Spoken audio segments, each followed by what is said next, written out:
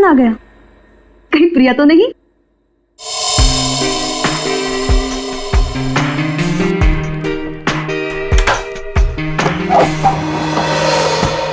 Hello madam, mister Gautam का नाम का कुरियर है। मुझे दे दीजिए। नहीं, आप उन्हें ही बुला दीजिए। लेकिन पापा घर में नहीं है। ठीक है मैडम, मैं बाद में आता हूँ। क्यों भाई, मुझे दे दो ना। नहीं मैडम, मैं आपको नहीं दे सकता। अरे अजीब बात है, मैं उनकी बेटी हूँ। बेटी लाओ, मुझे दो।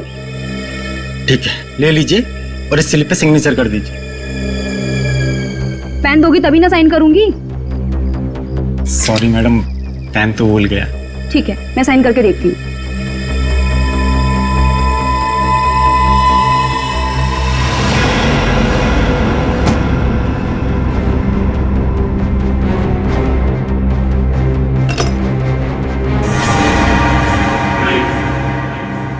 तुम यहाँ क्या कर रहे हो? अरे आप नहीं तो कहा था अंदर आ जाओ। ये क्या बदतमीजी है? बदतमीजी तो अभी हमने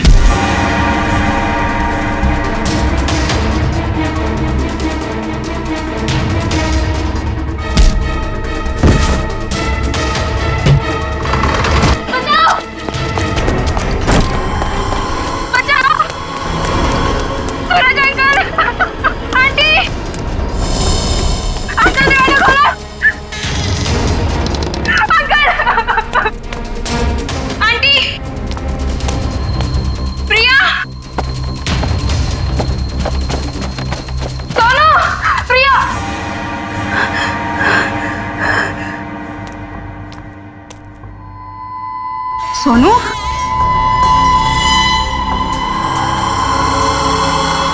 सोनू,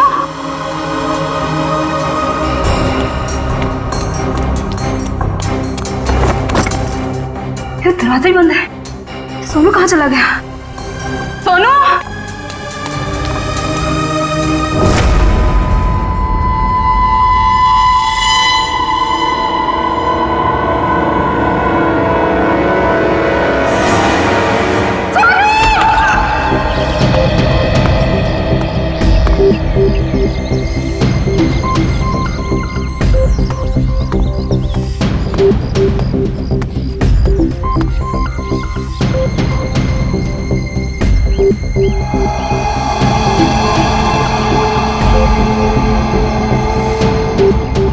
मोनिका सही कह रही थी, ये खूनी है। सर, पर ये कमरा 8 साल के सोनू का है और ये उंगलियों के निशान देख के लगता है कि ये किसी बड़े आदमी के हाथ।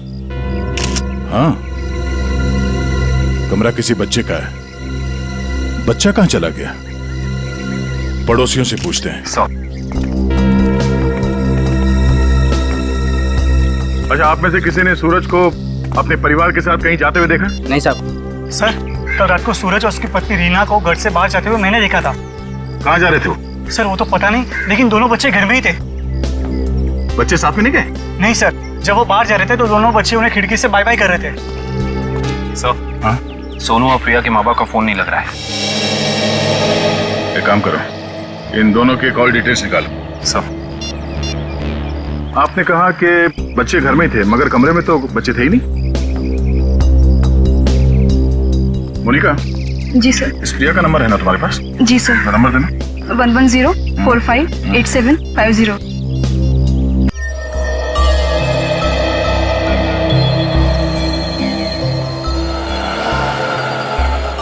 घंटी बज रही है, फोन नहीं उठा रही। सर, नाइट ड्यूटी वाला वॉचमैन आ गया है।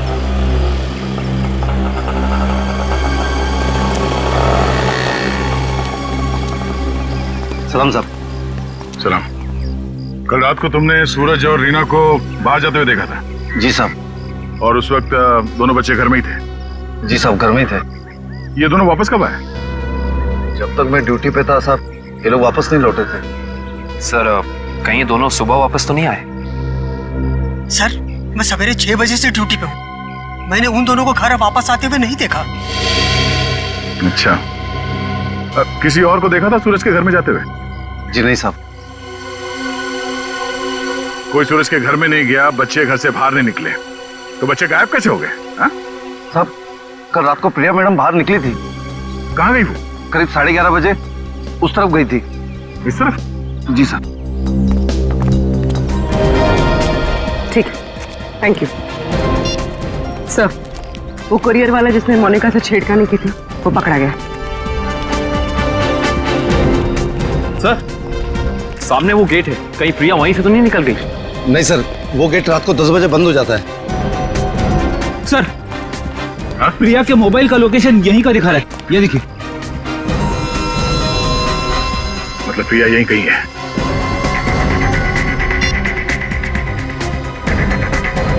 घंटी बज रही है। सर आवाज तो नहीं आ रही। सर हो सकता है प्रिया का फोन साइलेंट पे हो। एक काम करो, देखो जरा आसपास ढूंढो।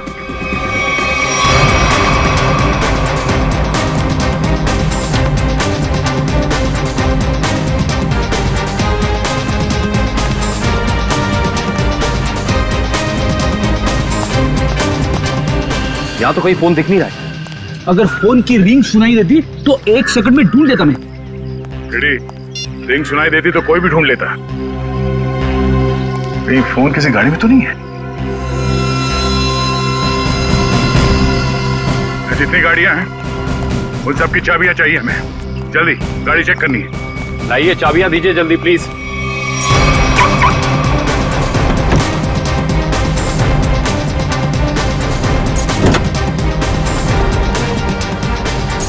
देखो कौन सी गाड़ी है।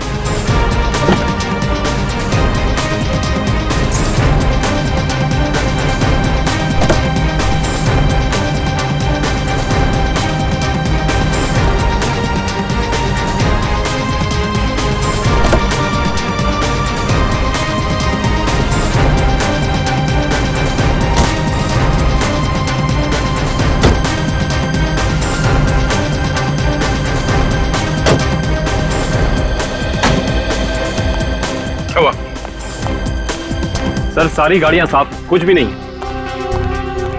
ये गाड़ी किसकी है? इस गाड़ी की चाबी क्यों नहीं आई? हाँ? किसकी गाड़ी है वो? सर ये चेतन की कार है। तो चेतन कहाँ है? चेतन को बुलाओ। मोहन जी अपने भतीजे को बुलाइए ना। अरे चाबी लेने गया, बस अभी आता ही होगा। ये लो आ गया। लाइए चाबी दीजिए। ओए रुक। बढ़िया है चाबी लेने वाले हैं। हम कोई मुजरिम है क्या जो हमारे पे चेक करते जा रहे हो और हमारी कार की तलाशी भी लेना चाहते हो? मैडम आपके सोसाइटी से 2 बच्चे गायब है, तलाशी तो लेनी होगी। तो हम क्या करें? हमने थोड़ी ना किया है कुछ जो हमारे पे शक कर रहे हो। तुम्हारी वजह से मेरे पकौड़े और जल गए हैं।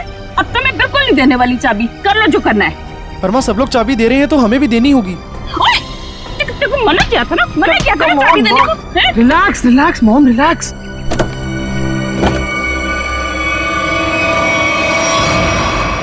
ओह नो। रुकिए, आप लोग रुकिए प्लीज। पीछे हटिए। चलो एक मिनट।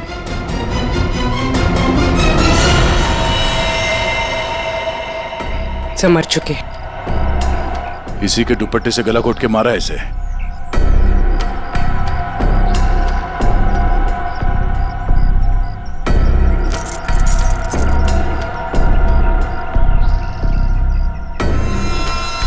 सर ये सेलफोन और ये चाबी।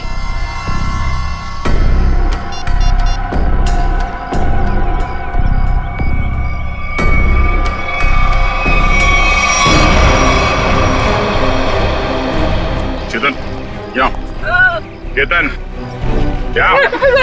छोड़ दो इसे। क्यों मारा प्रिया? बोल क्यों मारा उसे? सर मैंने नहीं मारा सर। सर नहीं किया इसने। सर वो किसी दुश्मन का काम होगा, ये नहीं कर सकता सर।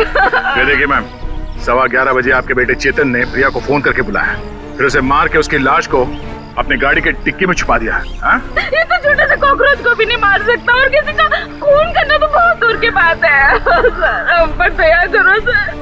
आपका नाम तो दया है ना, हम पर दया करो। आपके छोटे भाई जैसा है। मुजरिम किसी का भाई नहीं होता। चलो ले जाओ उसे। चल।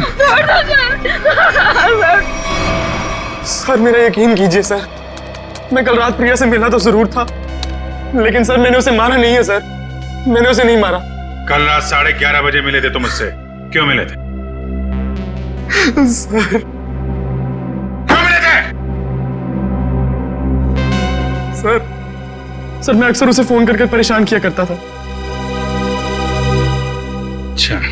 और सर कल रात भी मैंने उसे फोन किया और सर वो गुस्से में आकर सर वो मेरे घर आ गई।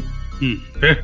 और सर उसने मुझे आकर बहुत चिल्लाया और सर धमकी देने लगी कि अगर मैंने उसे आइंदा फोन किया तो सर वो मेरी माँ से शिकायत करेगी। ऐसा काम करोगे तो होगा ही ना ये। फिर क्या हुआ? सर मैं उसे समझा बुझाकर बाहर ले आया और सर फिर वो अपने घर चली गई। झूठ बोल रहे हो तुम, झूठ बोल रहे हो। वो वापस नहीं गई, तुमने मार डाला उसे गला दबा के और उसकी लाश को ठिकाने लगाने के लिए डिक्की में रख दिया। लेकिन सुबह हंगामा हो गया और हम लोग आ गए और तुम पकड़े गए, समझे? नहीं सर, मैं प्यार करता था सर उससे। सर मैं क्यों मारूंगा उसे सर, क्यों मारूंगा उसे सर, क्यों? चेतन, ओ चेतन, अरे माँ की ममता से बड़ी कोई चीज होती है क्या जो मेरी आंखों के सामने मेरे बच्चे को उठा ले? चेतन, अरे रुको रुको रुको, ममता वाली माता रुको, ऐसे धड़धड़ाते हुए कहाँ जा रही है? चुप रहो जी, माँ की ममता के आगे बाहर नहीं टिक सकता। तुम लोग क्या चीजों? चेतन मेरा बच्चा, चेतन क्या हाल है? देख 2 घंटे में तेरी क्या हालत हो गई है, सूख गया है मेरा बच्चा। ठीक तो है ना तू? नहीं माँ मैं बिल्कुल ठीक हूँ। चुप कर, हाँ ठीक है तू? क्या हालत कर दी है तुम लोगों ने मेरे बच्चे की? तुम लोग क्या समझो माँ के दिल की तकलीफ को? ये तो माँ ही है जो बच्चे की शक्ल देख के उसके दिल की हालत जान लेती है। मुझे पता है तू 2 घंटे से भूखा है। अरे नहीं माँ, मुझे बिल्कुल भूख नहीं है। मैं अपने हाथ से खाना बनाकर लाई और तू कह रहा तुझे भूख नहीं है? जल्दी खा पकोड़ा। देख कम लोगों को नसीब होता है माँ के हाथ का खाना, समझ आई ना? चावल खाएगा? चावल भी लाई हूँ। नहीं माँ बस। ठीक है, जब भूख लगे ना दोबारा खा लेना। अच्छा खाना पीना हो गया तो काम की बात करें। और पूछो जी जो पूछना है। खा तो मेरा बेटा रहा था, मैं थोड़ी ना खा रही थी।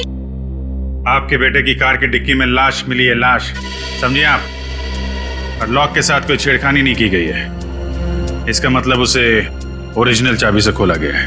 और जैसा कि अभी अभी आपके बेटे ने बताया कि कार की चाबी इसके अलावा और किसी के पास नहीं होती थी। और अगर किसी और ने खोला है तो उसने डुप्लीकेट चाबी का इस्तेमाल किया है। और दूसरी चाबी तो मेरे पास है जी, घर में रखी है कबर्ड में। आपके पास है डुप्लीकेट चाबी? और क्या? बेटी जरा इनके घर जाओ और वो डुप्लीकेट चाबी लेके आओ। मैं सर? हाँ हाँ चलो, साथ में अपने हाथ के पकौड़े भी खिलाऊंगी चाबी के साथ साथ। अरे सर मुझे क्यों फंसा रहे हो? पता नहीं ये क्या करेगी मेरे साथ। खुसुर बुसुर क्या कर रहे हो? चलना तो चलो, नहीं तो अपने घर बैठो। मैं चली। हाँ चलो। सर सूरज और रीना के सेलफोन की लोकेशन वाशी हाईवे क्रॉस करने के बाद स्विच ऑफ बता रहा है। अच्छा, रहते अंधेरी में और वाशी की तरफ घूम रहे हैं। एग्जैक्टली। तो सूरज और रीना ने अपने बच्चों को घर पे छोड़ दिया। बेटी मारी गई और 8 साल का बेटा गायब है। ये दोनों जा कहाँ रहे? एक काम करते हैं, इस हाईवे पे जितने भी टोल नाका हैं, वाशी, पनवेल, लोनावाला, सबकी फुटेज मंगाते हैं। पता चल जाएगा कहाँ जा रहे हैं। ठीक है, थैंक यू सर। सूरज के फोन रिकॉर्ड से पता किया है कि 8 से 9 के बीच में उसे बार बार एक नंबर से फोन आ रहा था। किसका नंबर है वो? सर किसी तरुण नाम के आदमी का है। तरुण? चलो इस तरुण से मिलते हैं। जी तरुण? जी हाँ, लेकिन आप लोग? हम लोग सीआईडी से हैं। ओ सीआईडी? आइए प्लीज अंदर आइए। आइए बढ़िया है सर।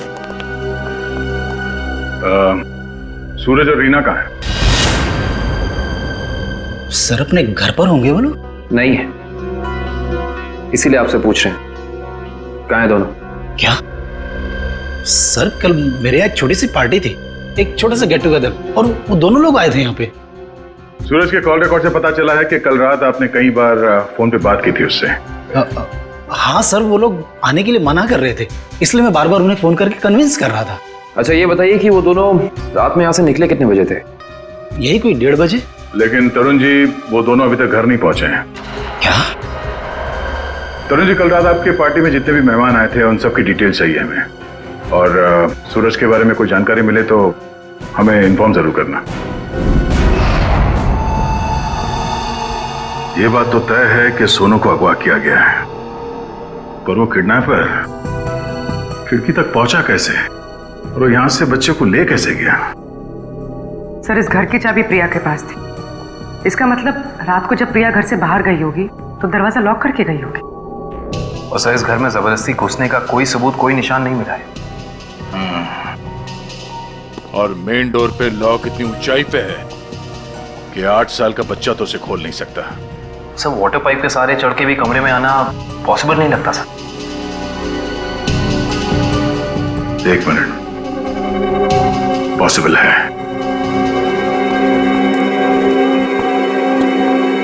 ये देखो, जब से सीढ़ी को देखा है मेरे दिमाग की घंटी बज रही थी। इतने बड़े घर में इस तरह की सीढ़ी क्या कर रही है?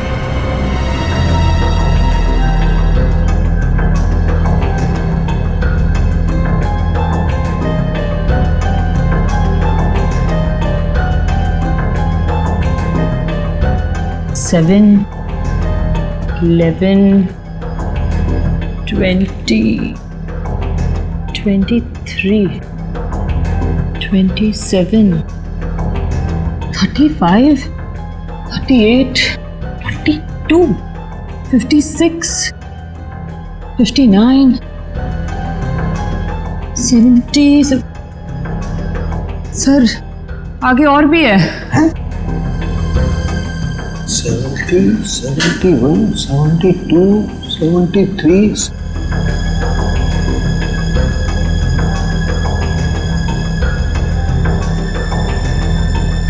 इतने सारे कोने? सर, ऐसे कैसे हो सकता है? पनवेल चेकनाका क्रॉस किया है इन लोगों ने। जा कहां रहे हैं? अजीब माँ बाप है सर, अपने बच्चों की फिक्र ही नहीं। पनवेल के आगे अगला चेकनाका लोनावाला। दुष्यंत को फोन करो, लोनावाला की फुटेज मंगाओ जरा। आइए।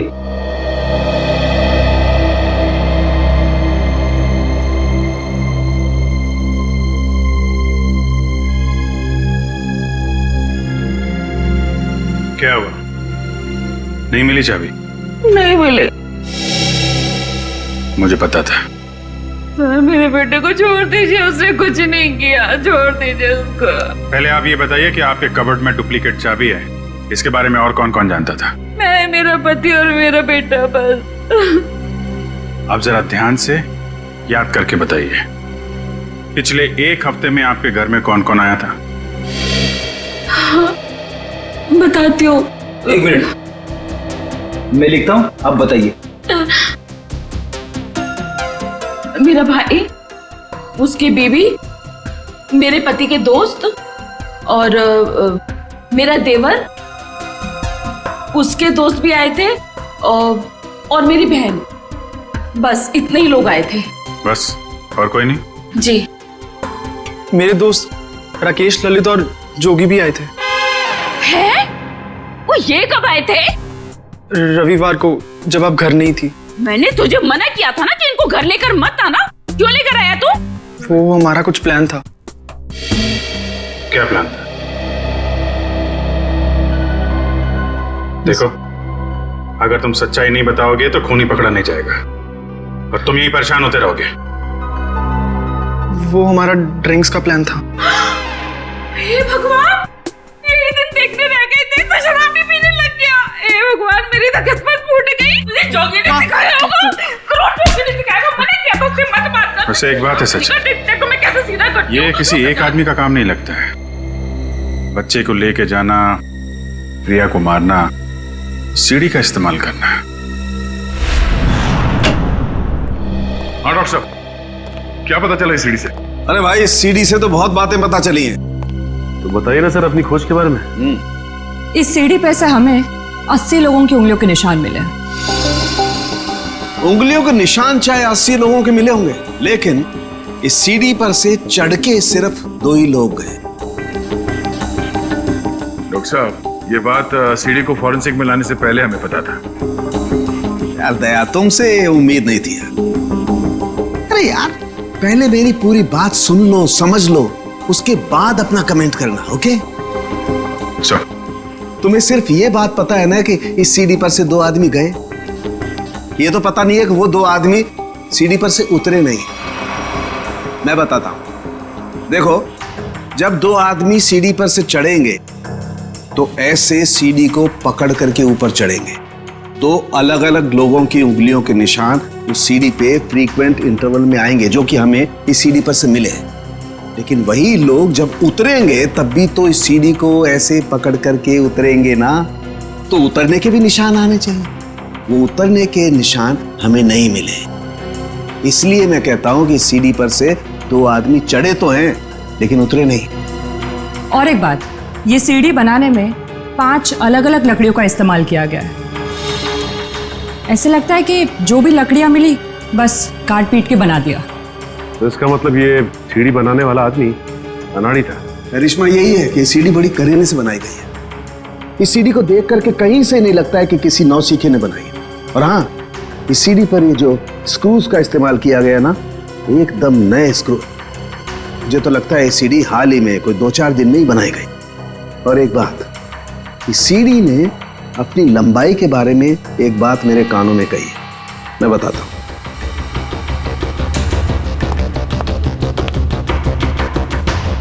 इस सीढ़ी की लंबाई खास है 11 foot 7 inch. Exactly 11 foot 7 inch. भाई, जब कोई सीढ़ी बनाएगा तो 8 फीट की बनाएगा, 10 फीट की बनाएगा, 12 फीट की बनाएगा, लेकिन 11 फुट 7 इंच नाप तोल के क्यों? ये सीढ़ी तो इस खिड़की के माप का है। तो मतलब इसे खास तौर से सोनू के घर के लिए बनाया गया? तो अब भी सवाल वही है, ये सीढ़ी सोनू के घर पहुंची कैसे? अब जरा इन फोटोज को गौर से देखो, शायद कुछ याद आ जाए। हाँ साहब, ये दोनों कल इस ढाबे पर आए तो थे और इन लोगों को देखकर हम लोग काफी हैरान भी थे कि इतने अच्छे भले लोग इतने मामूली से ढाबे पे क्यों आए। लेकिन जाते समय 100 रुपए देकर गए साहब। तो जब ये लोग बैठ के बातचीत कर रहे थे, तुमने कुछ सुना? बातचीत? अरे साहब, हमें तो तब पता चला कि ये गूंगे नहीं है जब इनसे मिलने एक आदमी आया। क्या बात कर रहे थे वो लोग? पता नहीं साहब, वो लोग काफी धीरे बात कर रहे थे। फिर क्या साहब, उस आदमी ने अपने साथ लाया हुआ काला बैग उन लोगों को दिया, उनसे हाथ मिलाया और फिर निकल गया। शुक्रिया सर। सूरज और उसकी बीवी रीना पनवेल और तलेगांव चेकनाका के बीच ढाबे पर एक आदमी से मिले थे। ये सीढ़ी कोई बाहर से लेकर आया और फिर यहाँ सोनू गायब हो गया। कौन लेके आया था सीढ़ी अंदर? हाँ? नहीं सर, ये सीढ़ी मेरी ड्यूटी में नहीं आई है, इसके ड्यूटी में आई होगी। तेरा दिमाग खराब हो गया क्या? कुछ भी बोलते रहता है। नहीं साहब, ये सीढ़ी रात में यहाँ पे कौन लाएगा? मेरे सामने भी ये सीढ़ी नहीं आई। तुम दोनों जरा सोच समझ के जवाब देना। यहाँ सोसाइटी में जो कुछ भी होता है उसके जिम्मेदार तुम दोनों भी हो। मुझे नहीं मालूम, मैंने नहीं देखा बोल के बच नहीं सकते तुम लोग। इतना बड़ा हादसा हो गया और तुम दोनों को कुछ पता ही नहीं चला? नहीं साहब, हम लोग तो 7 साल से दोनों यहाँ पर काम कर रहे हैं, कभी ऐसी लापरवाही नहीं हुई। ये सीढ़ी ना ही दिन में आई है और ना ही रात में आई है। ये सीढ़ी या तो किसी गाड़ी की छत पर आई है या किसी टेम्पो में। सर, सोसाइटी में कोई भी सामान या फर्नीचर बाहर से अंदर आता है, हम लोग उसकी एंट्री कर लेते हैं। ये सीढ़ी बाहर से अंदर नहीं आई है। अगर ये सीढ़ी बाहर से नहीं आई है तो ये सीढ़ी सोसाइटी के अंदर ही कहीं बनी है। सोसाइटी में कहीं कारपेंटरी का काम चल रहा है क्या? हाँ सर, वहाँ जगन साहब क्या? जगन साहब?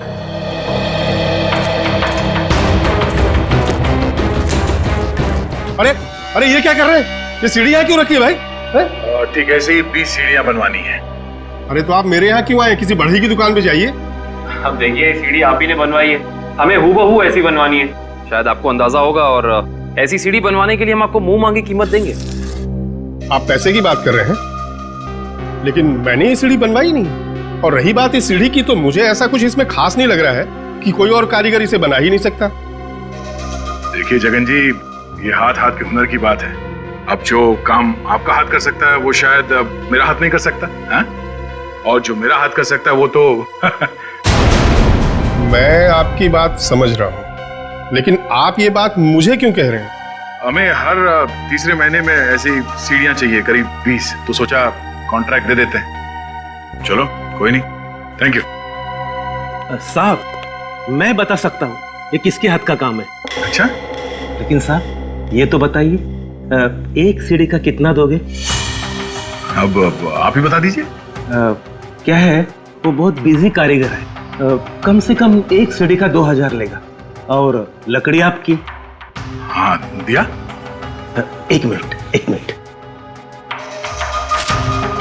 ये लीजिए उसका पता।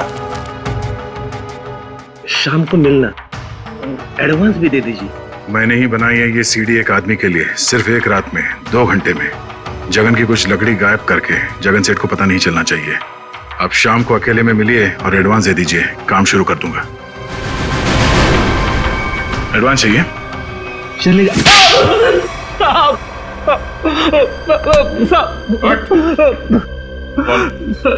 किसके लिए बनाई है सीढ़ी?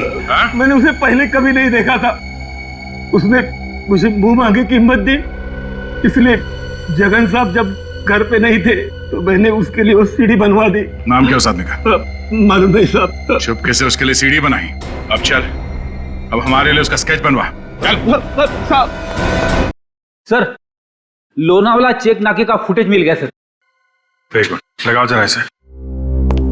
कमाल है, एक इनकम टैक्स ऑफिसर जिसकी बेटी का खून हो गया है, बेटा किडनैप हो गया है, और ये मियां बीवी पता नहीं कहां घूम रहे हैं।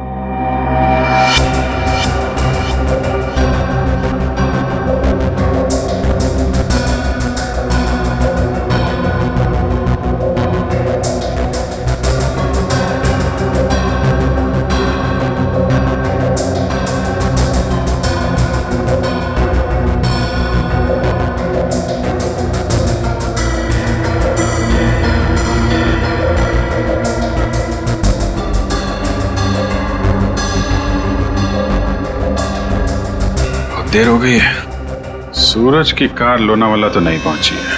फिर इसका मतलब अभी भी वो लोग पनवेल और लोनावाला के बीच में है। पेड़ी, दुष्यंत को फोन करो। लोनावाला और पनवेल के बीच में जितने भी होटल हैं, ढाबे हैं, सब जगह पूछताछ करें। किसी ने तो देखा होगा गाड़ी को। Yes sir. श्रेया, जरा फिर से चेक करते हैं। वाशी टोल नाका चेक करो।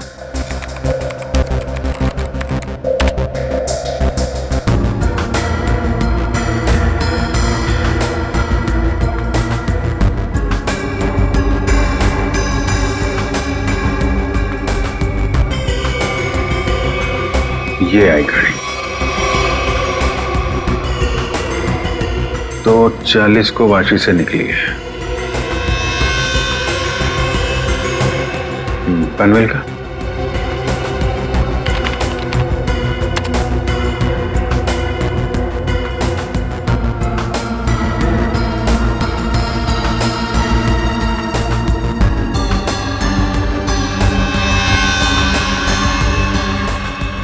ये आई बॉस।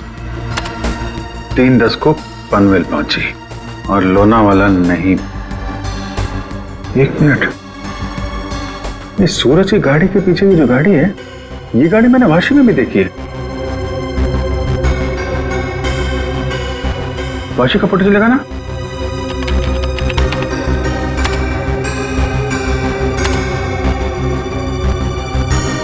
ये देखो, ये गाड़ी वाशी में भी सूरज के पीछे, पनवेल में भी गाड़ी सूरज के पीछे, और लोनावाला के फुटेज चेक करो। ये गाड़ी वहां से निकली है कि नहीं?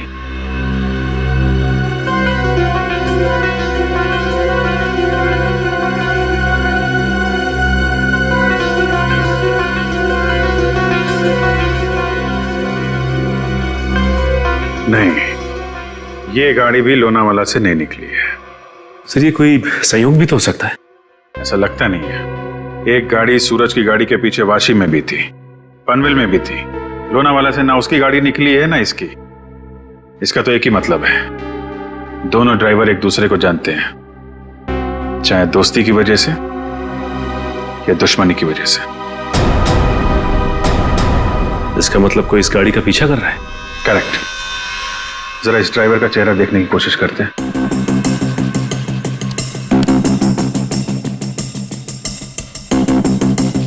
जूम करो इस पे। ये तो वही आदमी है ना जिसका स्केच हीरो ने बनवाया था।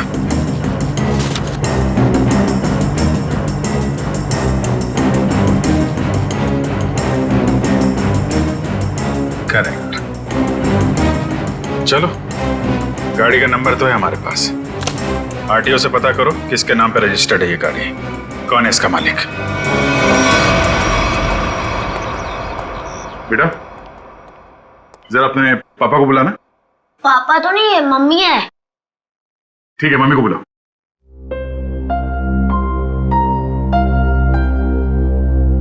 वैसे आप लोग कौन है? बेटा, हम लोग सीआईडी से हैं। सीआईडी? क्या सीआईडी? क्या हुआ इसके पापा को? बेटा, आप अंदर जाओ।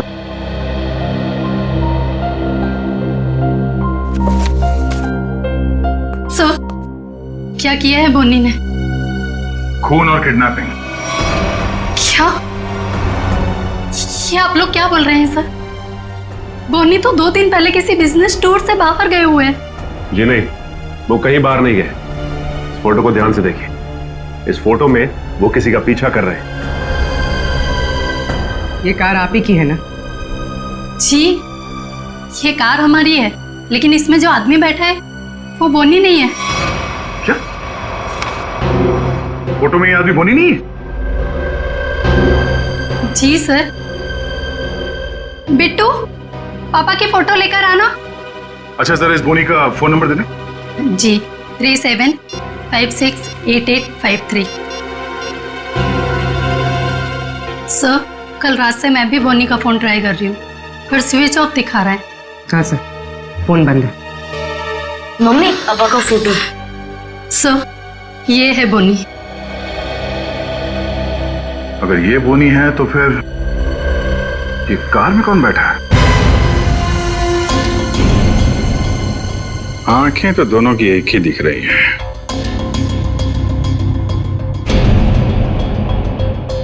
फिर ये काम करो, या तो बोनी को दाढ़ी लगा दो या इसकी दाढ़ी हटा दो। दाढ़ी लगाने में बहुत टाइम जाएगा सर, हजामत कर देता हूँ इसकी बिना पानी के। हाँ,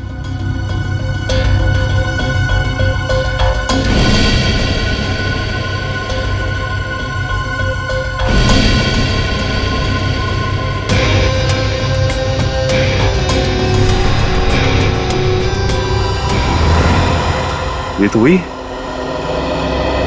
अरे सर, हिम्मत तो देखो इसकी। चेतन की गाड़ी में प्रिया की लाश रख दी, ऊपर से दाढ़ी मूछ बढ़ा के घूम रहा है।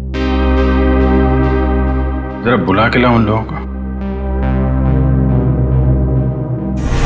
पहचानते हो कौन है ये दोनों आदमी?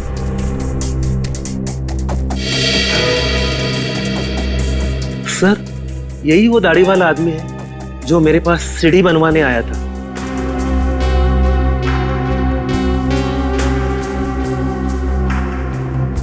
मगर ये बिना दाढ़ी वाले आदमी को मैं नहीं जानता।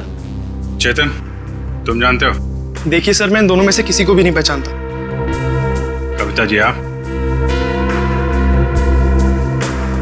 कविता जी, आप चुप मत रहिए। आपके बेटे पे प्रिया के खून का इल्जाम है और आपका बयान शायद उसकी जिंदगी बचा ले। ये दोनों फोटो बोनी की है। बोनी? माँ, ये बोनी कौन है? तेरे चाचा का दोस्त। मना किया था तेरे पापा को कि इसको घर में लेके मत आया करो, गंदा आदमी है। बस आएगा जरूर हमें एक ना एक दिन। हुआ ना वही, बस आ दिया। मेरे घर में कोई सुने तब ना। ठीक है, रेडी? अब क्या करेंगे बताओ, क्या करेंगे किसी को जाके? सर, एक बात तो तय है कि इन सबके पीछे बोनी है। बोनी तो है सचिन, लेकिन एक आदमी और है। हेलो? क्या? सूरज भाग गया? कैसे? तुम बच्चे और रीना पर नजर रखो, मैं आ रहा हूं। ठीक है। मछली जाल में फंस गई सर, निकलने ही वाला है।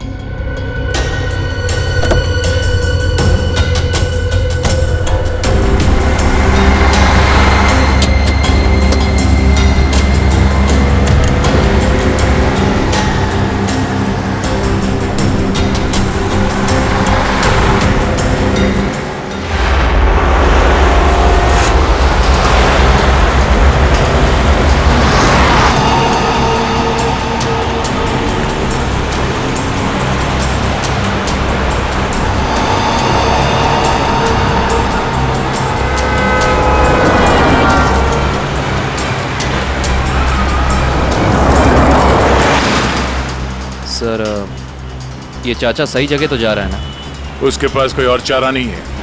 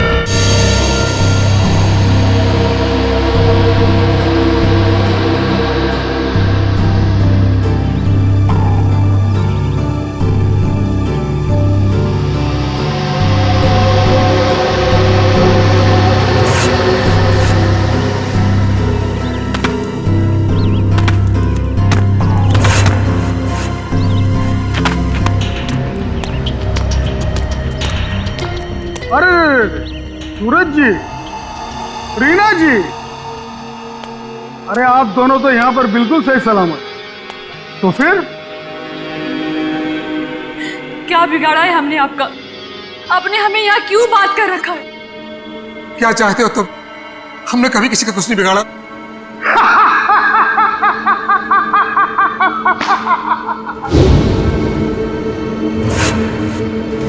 तकलीफ देने वालों को तकलीफ मिलनी चाहिए।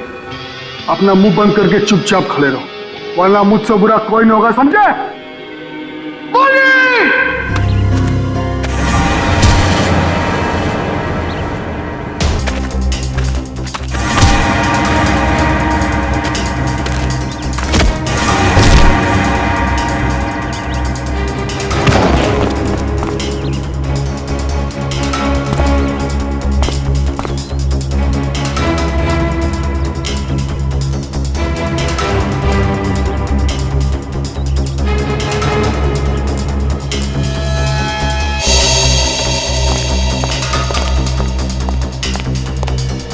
मोहन जी, जी आप यहाँ?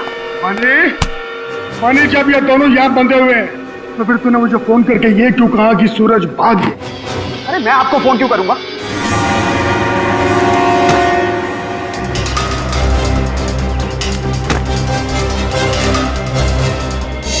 अगर तूने फोन नहीं किया तो फिर कौन था वो?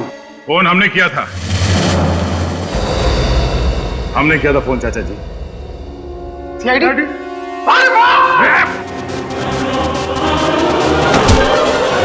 कहाँ भाग रहे हो?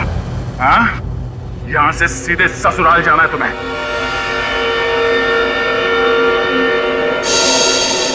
कहाँ है मेरा बच्चा सोनू? छोड़ दो दया। शाबाश, शाबाश राजा, शाबाश। हाँ तो दया, अब बताओ किसकी रूह कांपे? सर मेरे बच्चे को बचा लीजिए, नहीं तो मेरे बच्चे को मार देंगे। सोच क्या रहे हो दया? हमें छोड़ दो और जाने दो, वरना बच्चों को फेंक देंगे। अरे बेटी तो पहले खो चुकी है, अब बेटा भी जाए। नहीं सर, इन्हें छोड़ दीजिए, मेरे बच्चे को बचा लीजिए सर।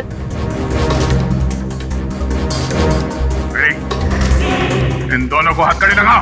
अरे सर, सर आप क्या बोल रहे हैं? नहीं सर हमारा बच्चा। नहीं सर, आप इनको छोड़ दो सर, मैं आपके हाथ जोड़ता हूँ, छोड़ दो इनको सर।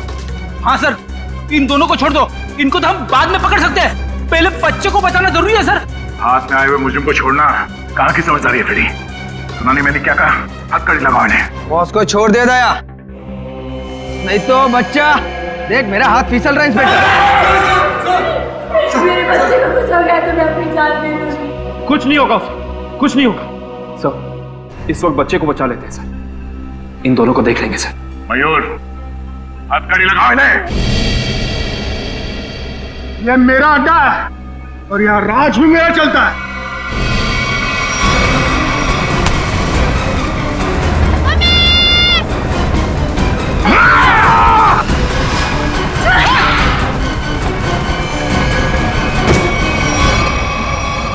बेटा तुम ठीक हो? संभालिए इसे। चलो चल जल्दी चल जल्दी जल्दी।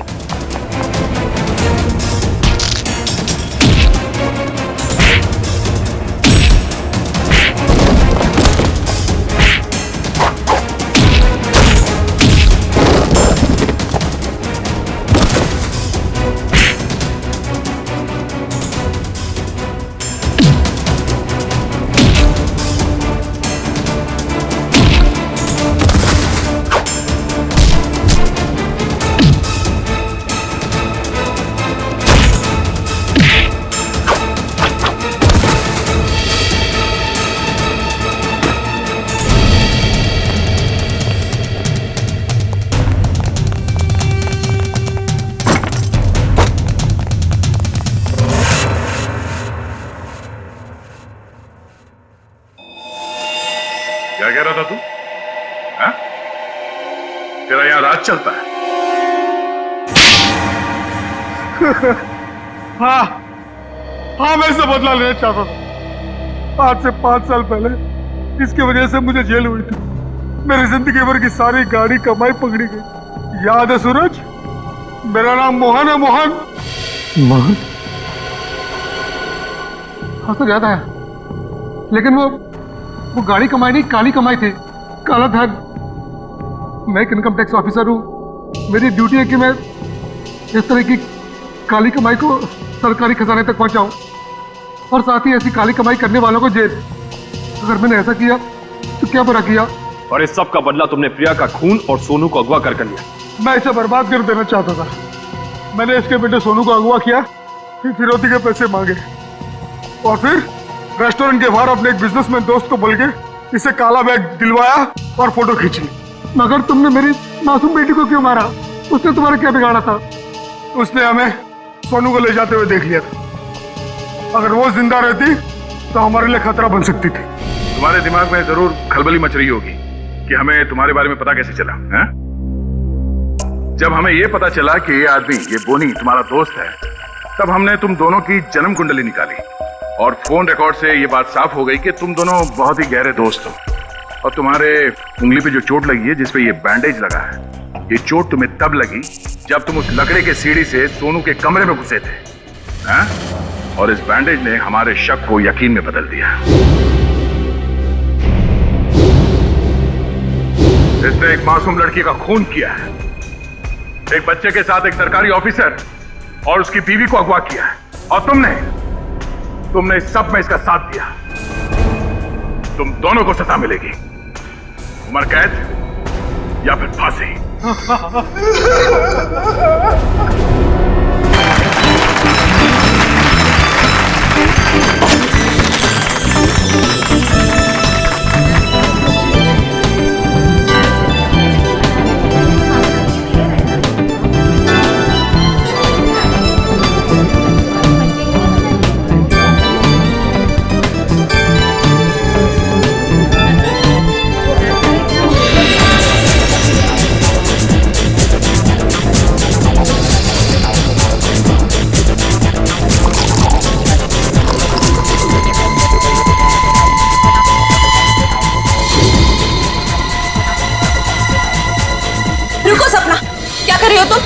कुछ नहीं, सासू माँ को जूस दे रही हूँ।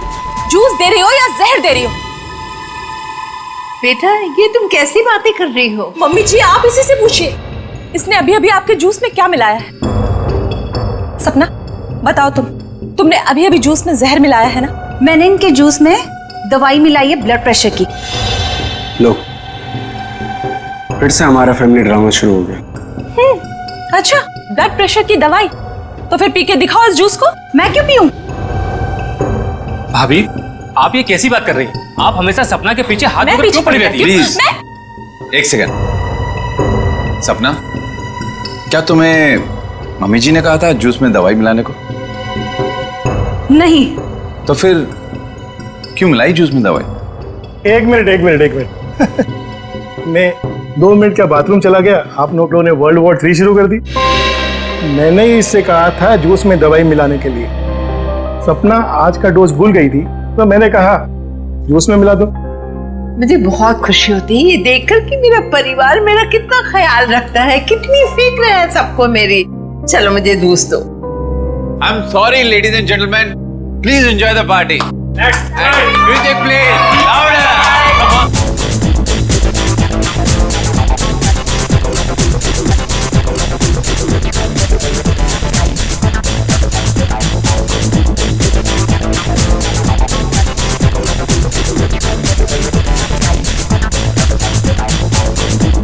नमस्ते।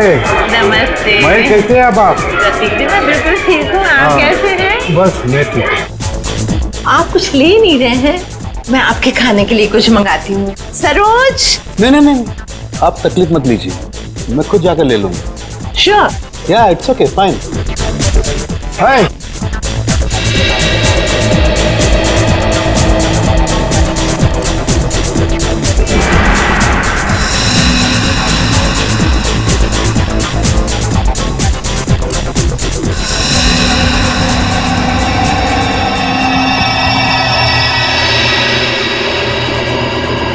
आनंद।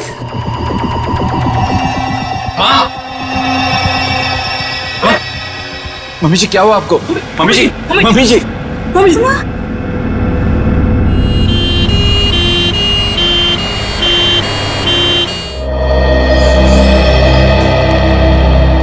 आइए सर, नमस्ते। मेरा नाम अहम है सर, मैंने आप लोगों को फोन किया था। अच्छा, अब कैसे है तुम्हारी मम्मी? डॉक्टर से इलाज कर रहे हैं सर, पता नहीं क्या होगा। घबराओ नहीं, सब ठीक हो जाएगा। जिस किसी ने मेरी माँ को मारने की कोशिश की है ना, उसको आप छोड़ना मत। एक बात बताओ अहम, क्या तुम्हें किसी पर शक है? मेरा मतलब है कौन कर सकता है ये तुम्हारी मम्मी के साथ? मुझे तो सभी पर शक है सर। अहम, कौन है ये लोग? CID। CID? पर किसने बुलाया इन्हें? मैंने बुलाया। क्यों? आप? जी मैं विकास, अहम का बड़ा भाई। क्योंकि आप में से किसी ने ही मम्मी की जान लेने की कोशिश की है। What nonsense! तुम अपने घर वालों पर शक कर रहे हो? आप घबरा क्यों रहे भैया? कहीं आपको ये तो डर नहीं कि सपना भाभी की पोल खुल जाएगी? सर, पार्टी में मैं बताता हूँ क्या हुआ।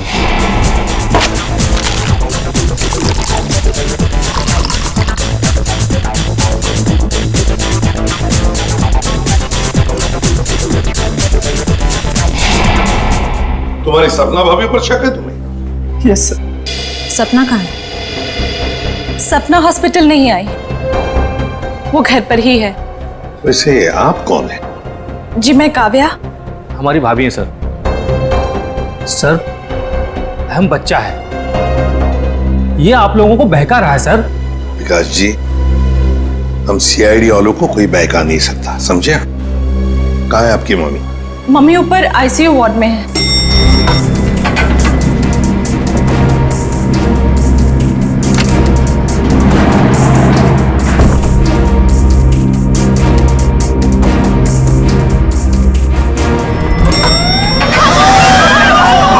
ठीक है, आग लगी है लगता है। तो लोगों को बाहर निकल, जल्दी जल्दी आइए, इधर नहीं, इधर आइए प्लीज, आप लोग इधर आइए। जाओ, जल्दी चलो। चलिए फ्लोर का, जल्दी आइए। नहीं नहीं, आप लोग इधर से आप लोग इधर से जल्दी चलो। चलिए फ्लोर खाली है, चलिए जल्दी आइए। नहीं नहीं, आप लोग जाइए, सीढ़ियों से जाइए, संभाल के जाइए।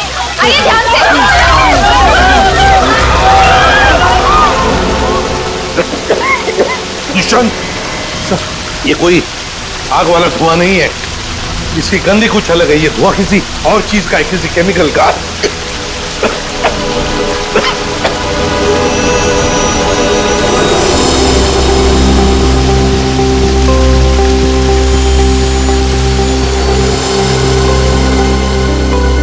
सर, हाँ? आपका अंदाजा सही था, ये देखिए smoke bomb. My God.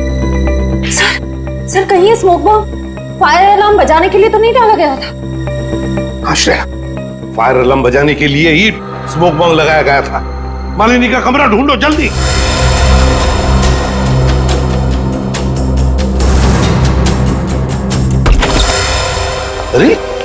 Bed तो खाली है। ये मालिनी जी कहाँ चली गए होंगे? सर लगता है मालिनी जी जान खतरे में है। स्टाफ को बुलाओ, हॉस्पिटल के वार्ड में से एक मरीज गायब होता है और किसे कुछ पता नहीं। वाह, हम भी क्या करते साहब, जब हॉस्पिटल में भगदड़ मची तो हम अपनी जान बचाने के लिए यहाँ से भाग गए। क्या तुम लोग जान बचाने के लिए भागे, मरीज को ऐसे ही छोड़कर? शर्म नहीं आई तुम्हें? सर ये अचानक कैसे हुआ पता भी नहीं चला। हम मालिनी जी के परिवार वालों को बताने ही वाले थे कि उनकी मौत हो गई है। क्या उनकी मौत हो चुकी है? जी सर इसका मतलब किसी ने मालिनी जी की लाश को गायब किया है। और सर ये काम किसी हॉस्पिटल के बाहर वाले का नहीं हो सकता। सर आपसे एक रिक्वेस्ट है, ये बात आप अपने तक ही रखिएगा। अगर मीडिया वालों को मालूम पड़ा तो हमारी इज्जत और हॉस्पिटल की इज्जत मिट्टी में मिल जाएगी। सर चुप रहिए, प्लीज सर, प्लीज। चुप रहिए प्लीज। लाश गायब हुई है हॉस्पिटल से और आपको अपनी और इस हॉस्पिटल की इज्जत की पड़ी है। हाँ? एक बात ध्यान से सुन लो, तुम्हारे इस हॉस्पिटल का एक एक दरवाजा, एक एक खिड़की अभी इसी वक्त बंद चाहिए। मुझे एक चिड़िया तक बाहर नहीं जानी चाहिए, समझे? जी सर। सुना तुमने? जी। गो इमीडिएट। दुष्यंत, हॉस्पिटल का कोना कोना छान मारो, कहीं तो छुपा के रखी होगी मालिनी की लाश को, कहीं तो। हाँ।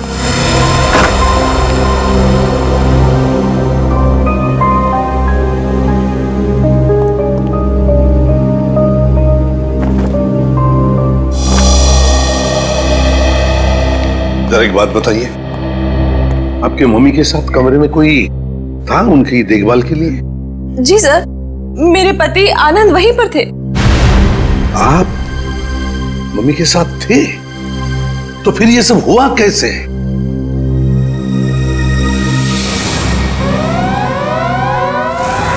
जैसे ही फायर अलार्म बजा तो मैं वार्डरूम के बाहर आया, ये देखने के लिए कि क्या माजरा है।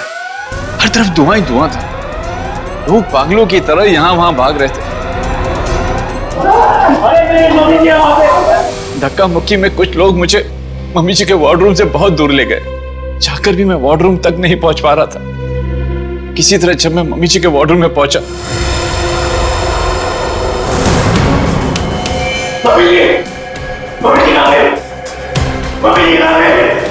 तो मम्मी जी वहां पे थी ही नहीं। सर प्लीज प्लीज मम्मी जी को ढूंढ निकालिए। सर हर जगह चेक कर लिया, मालिनी जी की लाश कहीं पर भी नहीं है। और सर मॉर्ग में भी चेक किया, लाश वहां भी नहीं। इसका मतलब है जिसने भी ये किया है वो मालिनी की लाश को हॉस्पिटल के बाहर ले जा चुका है। काम करते हैं, हॉस्पिटल के गेट पर जो सीसीटीवी कैमरा लगा हुआ है उसका फुटेज चेक करते हैं।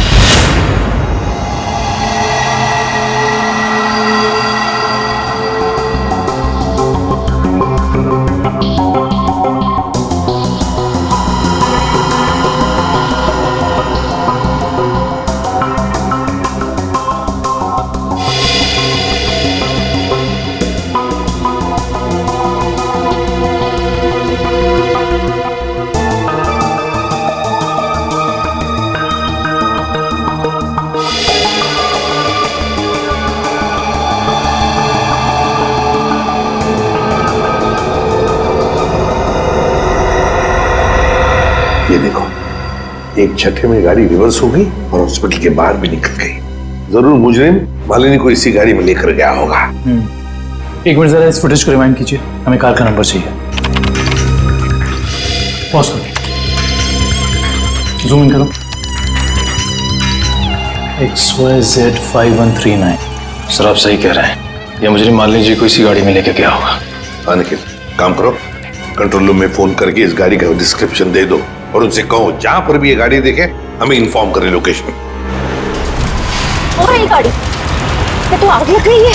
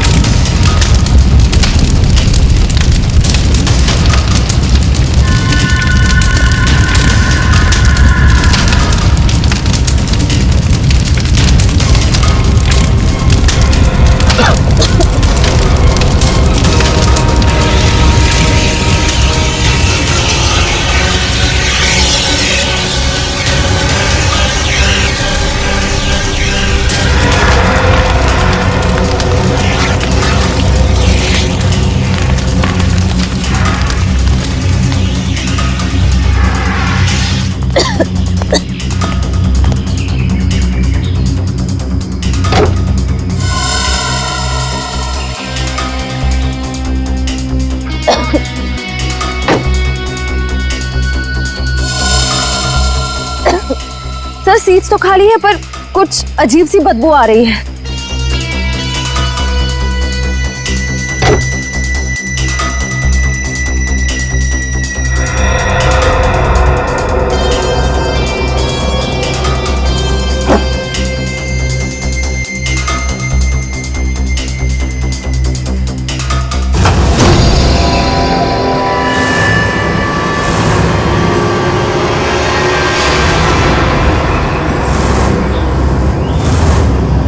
सर ये लाश तो जल चुकी है।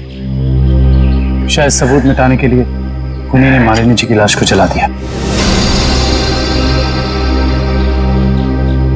आप इतने यकीन से कैसे कह सकते हैं कि ये लाश मेरी माँ की है? इसका चेहरा तो बुरी तरह जल चुका है। देखिए,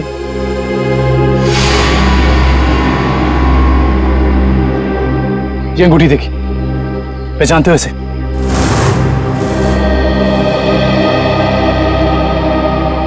तो मेरी माँ की अंगूठी।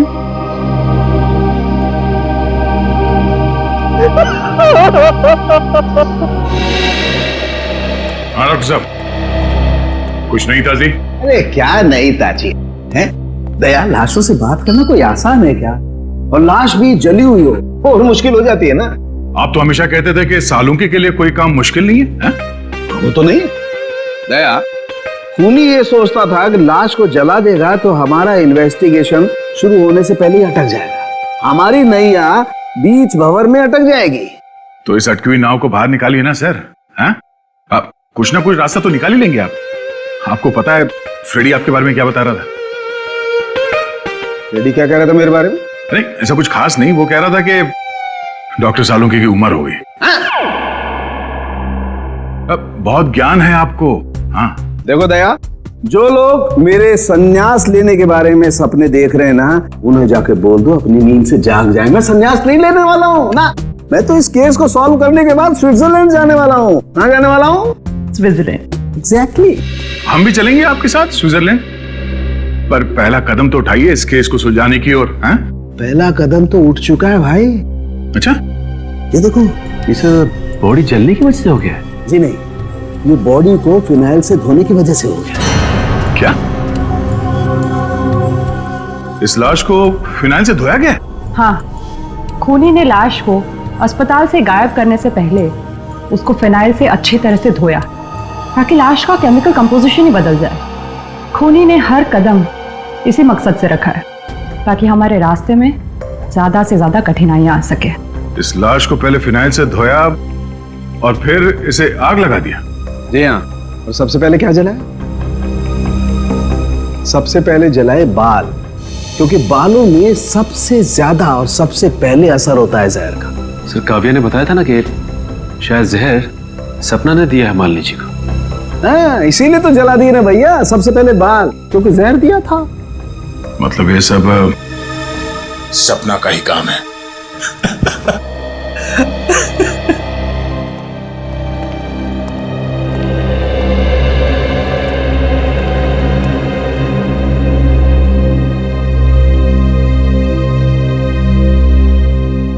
सर, आप लोग कुछ पता चला माँ की मौत की वजह क्या थी?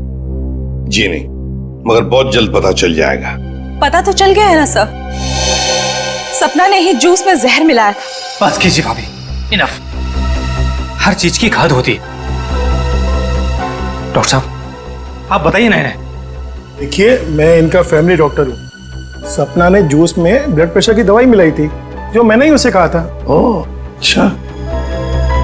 अच्छा, एक बात बताइए, क्या लगता है आप लोगों को कौन कर सकता है ये? कौन मार सकता है आपकी माता जी को? मैं कुछ कहना चाहूँ। आप? जी सर, ये हमारे परिवार के वकील हैं, मिस्टर संजीव। संजीव जी? कहिए संजीव जी, क्या कहना चाहते हैं आप? देखिए सर, मुझे शक तो नहीं है। हाँ, मगर पार्टी के बाद मालिनी जी मेरे साथ एक मीटिंग करना चाहती थी। मालिनी जी आपके साथ मीटिंग करने वाली थी? किस सिलसिले में? अपनी वसीयत बदलने के सिलसिले में। वसीयत बदलना चाहती थी? अच्छा। मीटिंग ही नहीं हो पाई क्योंकि अचानक इनकी तबीयत खराब हो गई। अच्छा संजीव जी, ये बताइए, अभी जो वसीयत है जो मालिनी जी बदलना चाहती थी, क्या है उस वसीयत में, कुछ बता सकते हैं आप? सर इस वक्त जो वसीयत है उसके हिसाब से आधी जायदाद मिस्टर आनंद के नाम पे है और बाकी बची हुई आधी जायदाद दोनों भाइयों के नाम पे है। वकील साहब ये बताइए कि ये जो नई वसीयत है वो क्या होने वाली थी? सर यही तो सब डिस्कस होना था, इससे ज्यादा मैं कुछ नहीं जानता। मालिनी जी की अचानक तबीयत बिगड़ गई और मीटिंग हो नहीं पाई। दुष्यंत, पता लगाना पड़ेगा मालिनी जी अगर वसीयत बदलती तो किसका फायदा होने वाला था और किसका नुकसान। अरे आओ आओ भैया, समझो केस सॉल्व हो गया। क्या बात है सर, लगता है लास्ट से कोई बड़ी जानकारी निकाल ली आपने। जी हाँ जनाब, पार्टी में मालिनी जी के कान से खून बह रहा था ना। हाँ, उसकी वजह पता चल गई आपको? जी हाँ, उसकी वजह थी दया साहब जहर जिसने ऑरल ट्रैक्ट को यानी कि कान के इस हिस्से को बिल्कुल तबाह कर दिया, बर्बाद कर दिया। देखो तो जहर की वजह से नस फट गई और कान से खून बहने लगा। और इतना ही नहीं, इनके खून में से हमें बहुत ज्यादा मात्रा में नाइट्रोजन के कंपाउंड्स भी मिले। और तो और इनकी किडनीज में से हमें बढ़ी हुई मात्रा में पोटेशियम और मैग्नीशियम मिला है। और ये सारी चीजें सिर्फ एक ही तरफ इशारा करती हैं, जहर। सर फिर तो हमें सपना को गिरफ्तार कर लेना चाहिए। नहीं, यहीं पर कहानी में जरा सा ट्विस्ट है। भैया इनको जहर तो जरूर दिया गया था, लेकिन वो स्लो पॉइजन था, धीमा जहर, जो कोई 1.5-2 महीने से लगातार हर रोज इन्हें दिए जा रहा था। इसलिए जूस में तो जहर होने का सवाल ही नहीं होता। और ये जहर किस चीज के जरिए दिया जा रहा था? खाने पीने के साथ? यार दया, ये गुत्थी थोड़ी सी उलझी हुई है। But why fear when Salu case here? तुम चिंता मत करो, इस जहर से भी मैं सच उगलवा के रहूंगा। ठीक है सर, आप इस जहर से सच उगलवाइए, तब तक मालिनी के घर वालों से सच उगलवाते हैं। क्योंकि वो जूस जो सपना ने मालिनी जी को दिया था उसमें जहर नहीं था। मालिनी जी की मौत स्लो पॉइजनिंग से हुई है। स्लो पॉइजनिंग, धीमी धीमे असर करने वाले जहर की वजह से, जो उन्हें 45 दिन तक रोज लगातार दिया गया था। धीमा जहर? मां को मारने की इतनी बड़ी साजिश? जी, और ये साजिश किसी आसपास वाले की है जो उनके खाने के साथ, उनकी दवाइयों के साथ छेड़खानी कर सकता था। सर चाय लीजिए आप लोग। थैंक यू, आप लीजिए।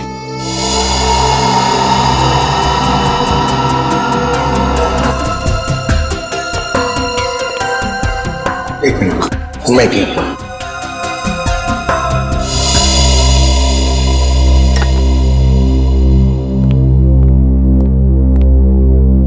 एक बात बताइए, मालिनी जी को रोज दवाई कौन देता था?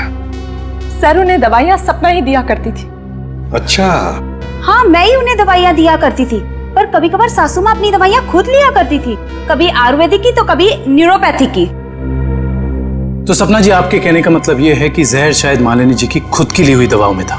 मैं नहीं जानती कि जहर किस चीज में था, मैं तो सिर्फ आपको उनकी आदतों के बारे में बता रही हूँ। चलो ठीक है, हमें वो दवाइयाँ देखनी है। चलिए सर, मैं आपको माँ का कमरा दिखाता हूँ। चलिए।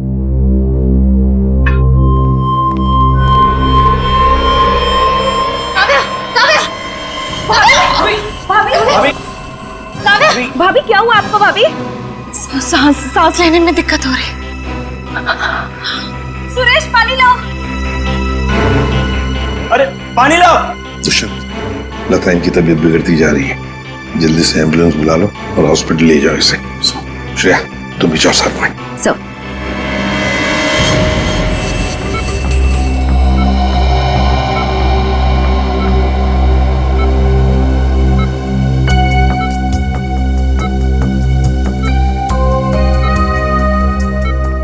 जी डॉक्टर साहब, कैसी तबीयत है काव्या की और हुआ क्या है इन्हें? फिलहाल तो हम इनके बेहोशी की वजह समझने की कोशिश कर रहे हैं, बट डोंट वरी, खतरे का कोई निशान दिखाई नहीं दे रहा, इन्हें जल्दी होश आ जाना चाहिए। Thank God. वैसे भी सासू माँ के मौत के सदमे के बाद हम उभर नहीं पाए।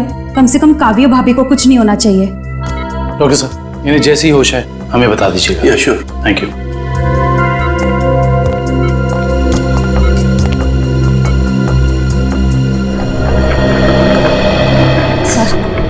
सर मुझे तो सपना पे शक हो रहा है।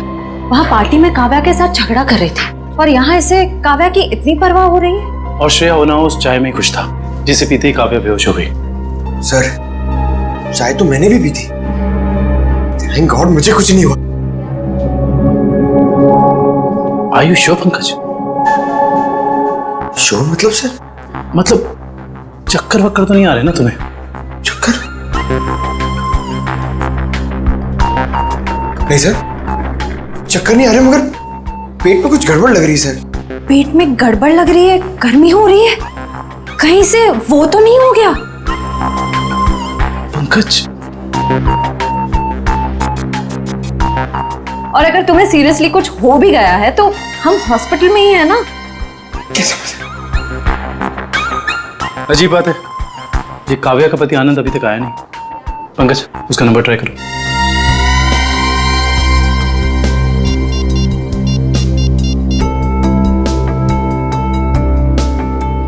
सर उसका फोन बंद आ रहा है। सर कहीं आनंद ने तो काव्या को चाय में जहर नहीं पिला दी?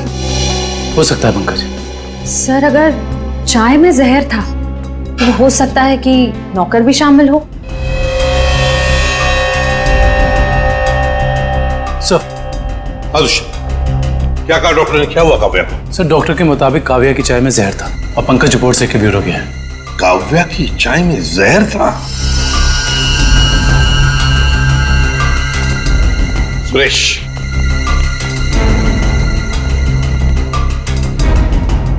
तो बताओ सुरेश, चाय में जहर कहां से आया?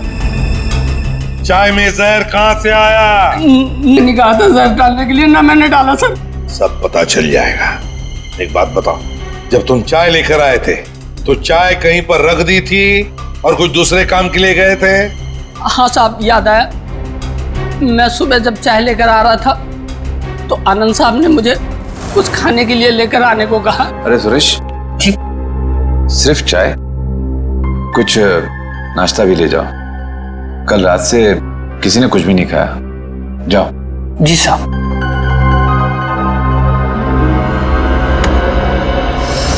आनंद कहाँ है? सर ये अपने रूम में सो रहे हैं।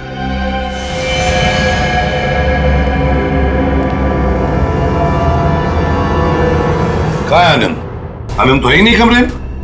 पता नहीं सर, अभी तो भैया यहीं सो रहे थे। फोन करके बुलाओ।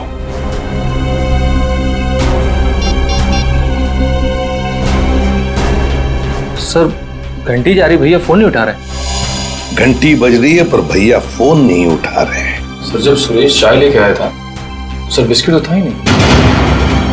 और तो और सर, जब चाय आई तो वहां पे आनंद भी नहीं था, तो आनंद को पता कैसे चला कि कौन सा कप किसके हिस्से में जाने वाला है? हाँ वाकई, आनंद तो वहां था ही नहीं चाय पीने के लिए। जब ये सुरेश सबके लिए चाय लेकर आया था तो सारे के सारे चाय के कप एक जैसे ही थे। उसमें एक मग था, मग बड़ा सा, जो काव्या ने उठाया था। तो हो सकता है वो काव्या का खास मग हो जिसमें वो हर बार चाय या कॉफी पीती हो। हाँ सर। और ये बात आनंद को मालूम थी। हेलो एसीपी साहब, मैं डॉक्टर सुमित। हाँ डॉक्टर सुमित, बोलिए। एसीपी साहब आप जल्दी चले जाइएगा, मुझे आपको कुछ जरूरी बात बतानी है। क्या हुआ डॉक्टर सुमित? ये काव्या तो ठीक है ना? हाँ वो ठीक है, मैं आपको फोन पे नहीं बता सकता। आप यहाँ जल्दी चले जाइएगा। हेलो, लगता है बहुत बड़ी गड़बड़ हुई है हॉस्पिटल में।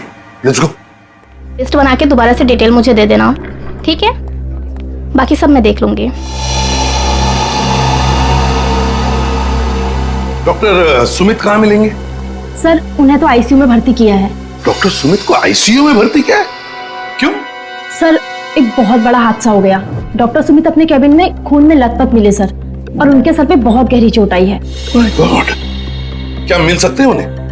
फिलहाल तो नहीं सर, वो कोमा में हैं। होश में कब आएंगे नहीं पता। दुष्यंत, जरूर ये वही मुजरिम है जो ये सब कर रहा है। वो अभी भी हॉस्पिटल में ही है, पहले मालिनी के साथ और अब डॉक्टर सुमित के साथ। काव्या सर, कहीं उस मुजरिम का अगला निशाना काव्या तो नहीं? काव्या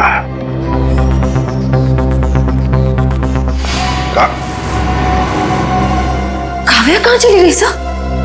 कहीं काव्या को भी तो गायब नहीं किया उसने? श्रेया, ये जो भी कोई है, अगर इसने काव्या को भी गायब किया तो वो हॉस्पिटल के मेन गेट से ही बाहर जा सकता है। और सर, शायद डॉक्टर सुमित को भी उस खूनी के बारे में पता चल गया होगा, इसलिए उन पर भी हमला हुआ।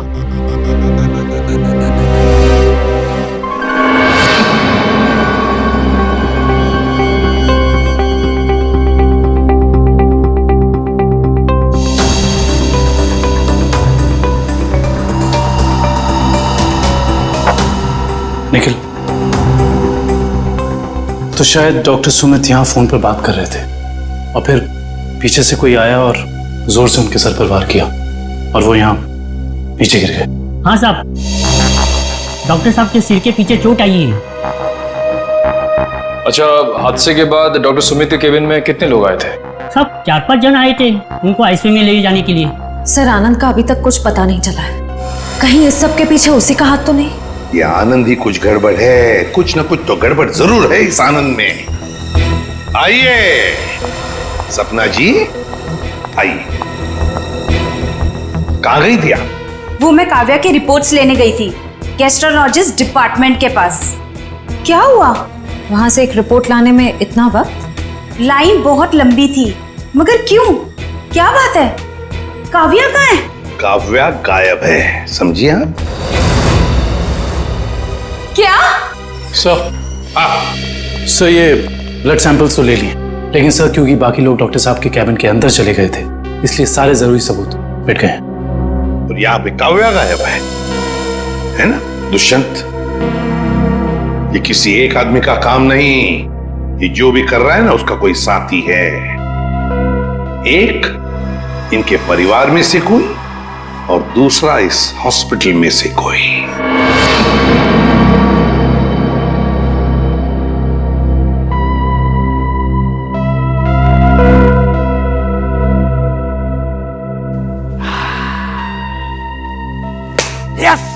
Yes, eureka! डॉक्टर साहब, क्या हुआ?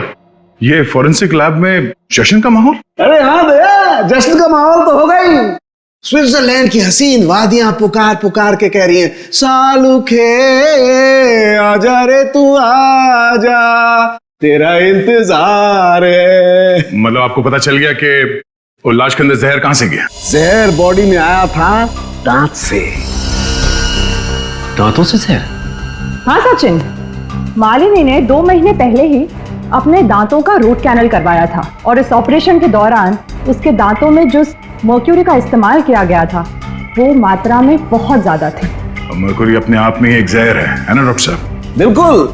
और जब जब मालिनी जी खाना खाती थी, खाने को अपने दांतों से चबाती थी, तब तब दांतों में छुपा हुआ वो मर्क्यूरी खाने में मिक्स हो जाता था और पेट में चला जाता था और पेट से फिर पूरे खून में मिक्स हो जाता था।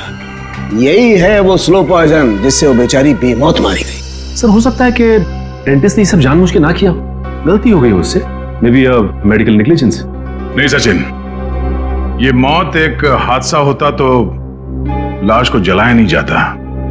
जिस किसी डेंटिस्ट ने भी ये किया है जानबूझ के किया है।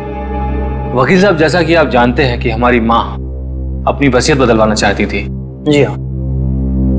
मगर वो ऐसा कर नहीं सकी, तो ऐसी स्थिति में क्या हमारा बंटवारा पुरानी वसीयत के हिसाब से होगा? दरअसल बात यह है कि मैं और आपकी माताजी। वकील साहब, डॉक्टर साहब आप भी? मैं तो सिर्फ ये पूछने आया था कि क्या आपकी माताजी ने कभी अपने दांतों का इलाज करवाया था 1.5-2 महीने पहले? नहीं सर, उन्होंने कभी मुझे तो नहीं, उन्होंने कभी हमें इस बारे में कुछ नहीं बताया। डॉक्टर साहब, आप तो फैमिली डॉक्टर हैं, आपको तो पता होगा। मुझे भी कभी उन्होंने इस बारे में कुछ नहीं कहा। दुष्यंत, काम करो, घर की अच्छी तरह से तलाशी लो, शायद कुछ मिल जाएगा। और निखिल, घर में जितने भी नौकर हैं सबको ऊपर बुलाओ, लेकर आओ। एक बात बताओ, क्या तुम में से कोई जानता है कि मालिनी जी ने अपने दांत का इलाज करवाया था किसी दांत के डॉक्टर के पास 1.5-2 महीने पहले? सब एक दिन अचानक मालकिन के दांतों में दर्द हुआ तो उनका ड्राइवर उन्हें डेंटिस्ट के पास लेकर गया था।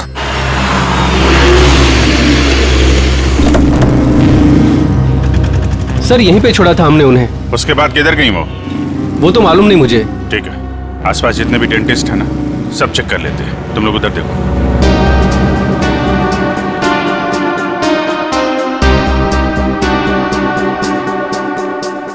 हम लोग सीआईडी से।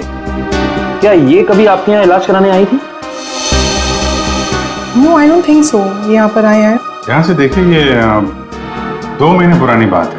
नो सर, ये लेडी कभी हमारे वहाँ इलाज के लिए नहीं आई। नहीं, मुझे नहीं लगता है यहाँ पर आए हैं। आई नॉर्मली मैं पेशेंट्स को याद रखती हूँ अपने। Thank you very much. Thank you. Sir उस साइड किसी भी डेंटल क्लिनिक में मालिनी को किसी ने पहचाना नहीं। अच्छा, यहाँ देख लेते हैं।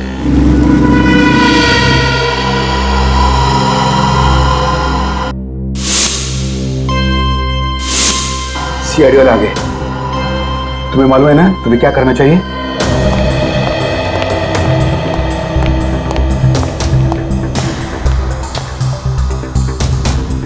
Excuse me. जी कहिए। हमें डॉक्टर से मिलना है। जी कहिए, मैं डॉक्टर कल्पना हूँ। आपके पास अपॉइंटमेंट है?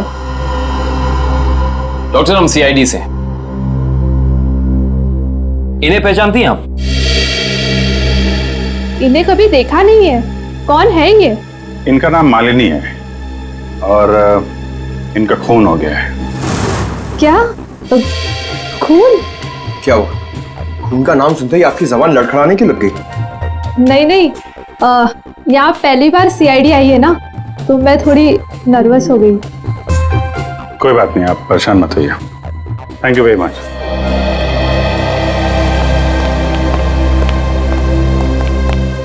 अरे सर, आप लोग अभी तो आज इतनी जल्दी जा रहे हैं?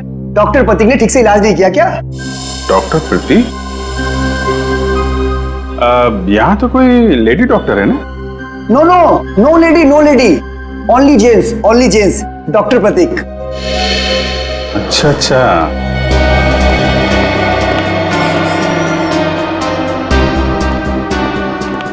अरे सर, आप लोग फिर से आ गए? अरे वो क्या हुआ कि इनके दांत में दर्द होने लगा अचानक, तो वो जरा डॉक्टर से मिलना था। क्या नाम है उनका? डॉक्टर कल्पना। हाँ जी, 1 मिनट। हेलो।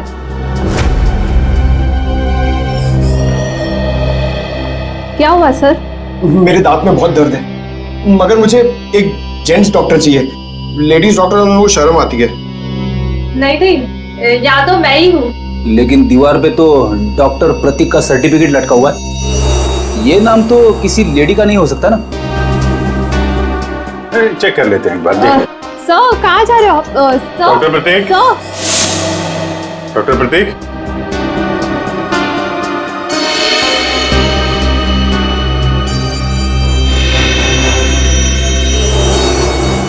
अरे डॉक्टर साहब, क्या कर रहे हैं? आप चले जाइए यहाँ से। डॉक्टर साहब, कुछ गिर गया क्या यहाँ पे आपका? मैंने कुछ नहीं किया है। आइए आइए, बाहर आइए। आइए। आप चले जाइए यहाँ से। अरे अरे, चले जाएंगे डॉक्टर साहब। आप चले जाइए। जाएंगे, पहले थोड़ी बातचीत तो कर लें। लेकिन मैंने कुछ नहीं किया। अरे आइए तो सही। आइए आइए। मैंने कुछ नहीं किया। हाँ हाँ हाँ हाँ। सर ये ऐसे नहीं मानेंगे। लगता है डेंटिस्ट साहब के दांतों का इलाज करना पड़ेगा। अरे लेकिन हमें से किसी को डेंटिस्ट्री आती नहीं है। अरे नहीं आती तो आ जाएगी। क्यों डॉक्टर साहब, प्रैक्टिस मेक्स मैन परफेक्ट ना। आपने भी तो प्रैक्टिस से सीखा होगा। आती। हाँ तो फिर आइए आइए, प्रैक्टिस कर लेते हैं। आइए बैठिए बेटा। अरे भाई बेटा, बैठिए। आइए आइए, बैठिए। बैठिए। ये क्या कर रहे हैं आप लोग? ये गलत कर रहे हैं आप लोग। तुमने जो किया वो ठीक था क्या? मैंने गलत कुछ नहीं किया। गलत तो हम भी नहीं कर रहे डॉक्टर साहब। आप जल्दी से मुंह खोल दीजिए वरना बता। मालिनी का इलाज मैंने किया था। और इलाज के बहाने उसके दांतों में ज्यादा मरकुरी भी तुमने डाली थी। गलती हो गई। गलती नहीं है ये, गुनाह है। किसके कहने पे किया था? मुझे नहीं मालूम।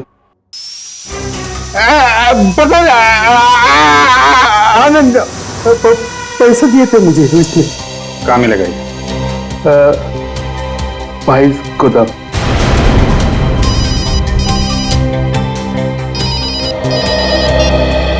हाँ डॉक्टर सोलंकी,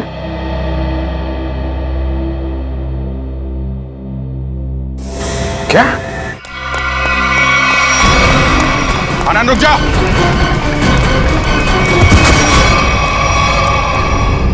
देखो आसपास, इसने काव्य को कहां छुपा रखा है?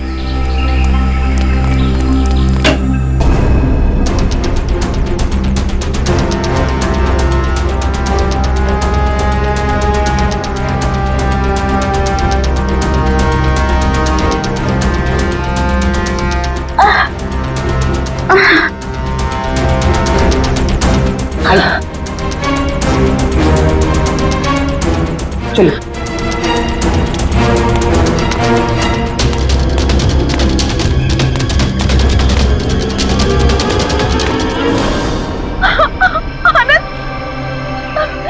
ये क्या किया आप सबने?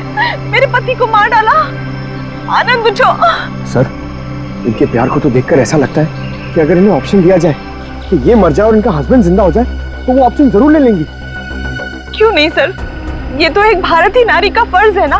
पर अफसोस, मेरे पति खुद ही मुझे जिंदा नहीं देखना चाहते थे। ये तो भगवान का शुक्र है कि मेरी चाय में जहर थोड़ा कम था, वरना आज आपको यहाँ मेरी लाश मिलती। अभिजीत, काव्या की चाय में जो दवाई के ट्रेसेस मिले हैं उससे किसी की जान नहीं जा सकती। एक मिनट, आपको कैसे पता चला कि आपकी चाय में जहर कम था? वो सर, अभी आप ही ने तो कहा। अरे हमने कब कहा? हाँ याद आया, आनंद ने बताया था। हाँ? आनंद कैसे बताएगा? आनंद बेचारा तो खुद ये बात नहीं जानता था। ये बात जानती थी तो सिर्फ एक औरत, और वो औरत तुम हो काव्या। आनंद, तुम जिंदा हो। मेरे साथ इतना बड़ा धोखा। क्या करें, लोहे को लोहा काटता है, उसी तरह धोखेबाज का एक ही इलाज है, धोखा। जब डॉक्टर प्रतीक ने हमें बताया कि आनंद 22 गोदाम में मिलेगा,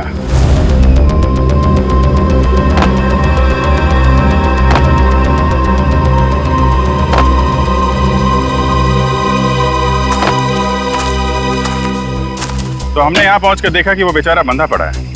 उसके हाथ पांव खोले तो उसने अपनी आप बीती सुनाई।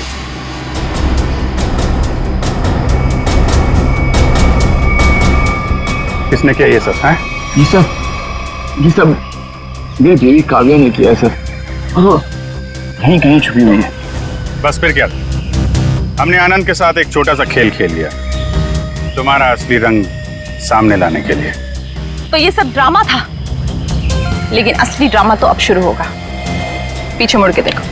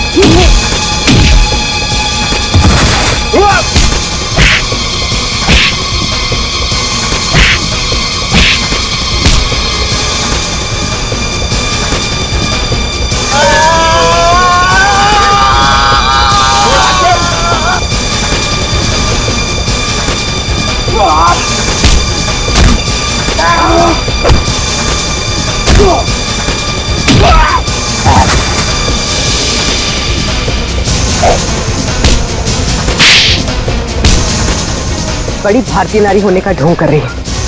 तुम जैसी नहीं होती भारतीय नारी।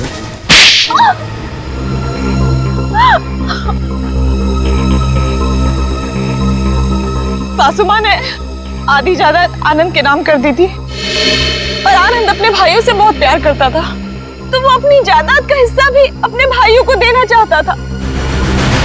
और ये बात आपको बहुत खटकती थी, क्यों? मुझे पता था सर, मुझे पता था कि वो सासू माँ पे दबाव डालेगा वसीयत बदलने के लिए। इसलिए तुमने उन्हें डॉक्टर प्रतीक के पास भेजा, उनकी दांत की तकलीफ का फायदा उठाकर, ताकि इससे पहले कि वो अपनी वसीयत बदले उनकी मौत हो जाए। हाँ सर, और मैंने प्रतीक से कहा अगर वो पकड़ा जाए तो मेरा नहीं आनंद का नाम ले, ताकि आपके सास यानी मालिनी जी के खून के जुर्म में आनंद यानी आपका पति फंस जाए, जिससे 25 करोड़ की आधी जायदाद आपकी हो जाए। हॉस्पिटल में डॉक्टर सुमित तुम्हारी सच्चाई जान गए थे, इसलिए उन पे भी हमला किया तुमने। मैं क्या करती सर, उसने मुझे फोन पे बात करते हुए सुन लिया था।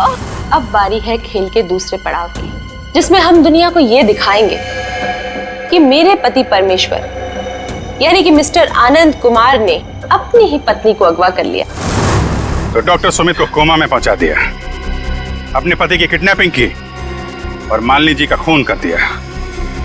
दौलत की भूख मिटाने के लिए इतने सारे जुर्म किए तुमने, लेकिन सजा सिर्फ एक ही मिलेगी, फांसी। इस तरह के और भी एपिसोड देखने के लिए हमारे चैनल को सब्सक्राइब करें और बेल आइकन दबाना ना भूलें।